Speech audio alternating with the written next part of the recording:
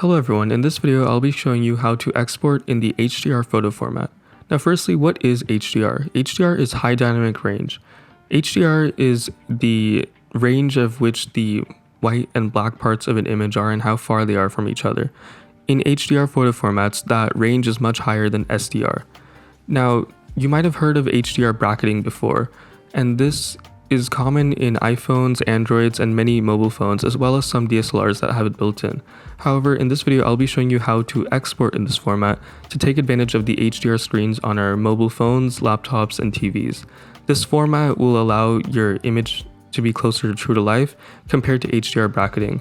Even with HDR bracketing, you might still be exporting in SDR, so the effect is not fully seen. In this video, I'll be outlining how to use Lightroom and view these in Google Photos and Apple Photos.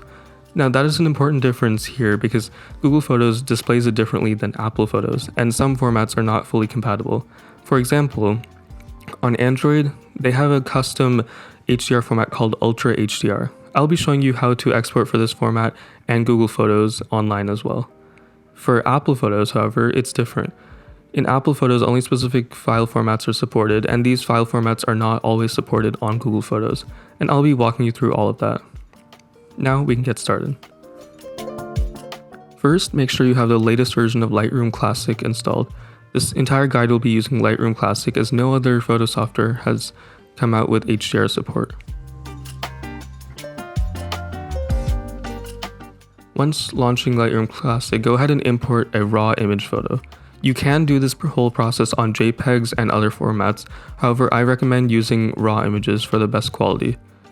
This will be simulating a full workflow from start to finish by importing a raw image from my Sony camera and enhancing it using the denoise function in Lightroom. These steps are not required, however they result in a greater quality at the end. Once you have the file, go ahead and open it in the Develop menu. Now you'll see an HDR toggle on the right side next to the auto and black and white. At the top you can see the histogram and the open ranges for HDR. This entire video is in SDR, so you won't be able to see the effects fully, and I'm going to be editing this on an SDR display as well. So for best practices, I recommend clicking preview for SDR display and editing it fully in SDR and then exporting in HDR. You'll get the same effect and it'll be true to life and the colors will be accurate. As you can see at the histogram at the top, the SDR part is shown as not visible when you click preview for SDR. Now you can see the range being fully used whenever the exposure is increased into the HDR range.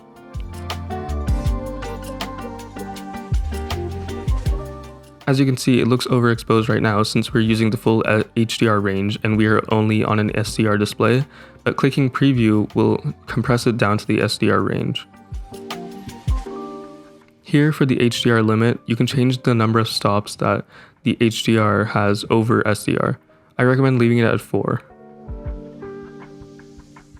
For the rest of the editing, I would recommend leaving it in SDR unless you have an HDR10 display that is certified. Another option is also editing directly on iPhone. On iPhone, the Lightroom mobile app has support for HDR photos, however, I will not be showing that here. You can also click Visualize HDR to show the effect properly. Hovering over each range in HDR will show you the number of stops above SDR white. This is how bright it will look on a HDR iPhone display, for example.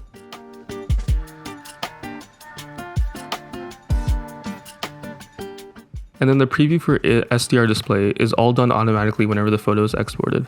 When you export the photo in any HDR format and your display does not support HDR, the SDR version will be displayed. Now to export it, go to the export menu and then scroll down until you see the image quality settings. In file settings, click JPEG for the first one. JPEG is mainly for Google Photos. Google Photos supports the JPEG with HDR function, however, Apple Photos cannot display the HDR data in JPEG images. For Apple Photos, you would need to use AVIF. As you can see, make sure that the HDR output is selected. If it's not selected, the correct color space will not be selected.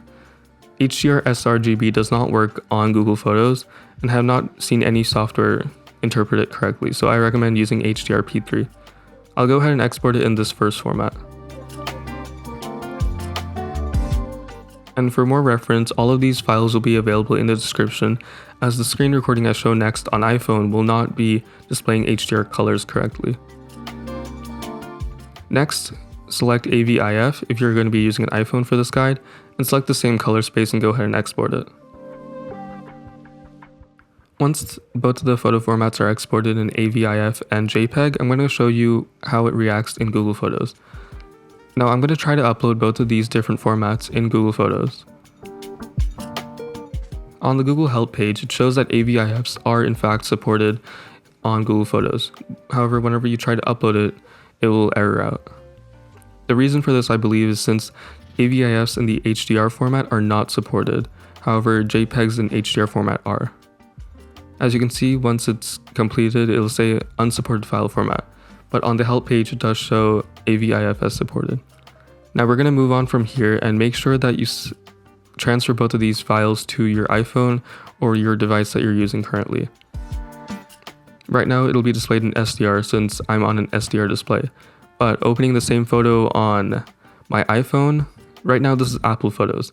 This is technically displayed in SDR since the Apple Photos app does not support JPEGs in HDR.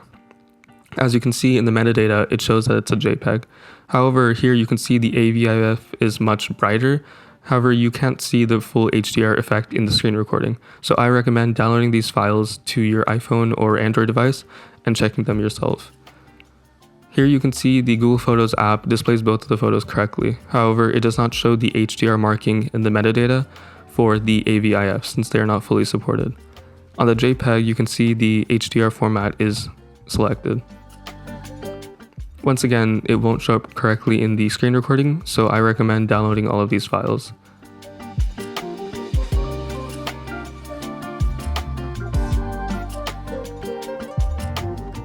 That's it for now, and I hope you found this guide useful. All of these files will be in the description, including the raw image files. And thank you for watching. Leave any questions you have in the comment below.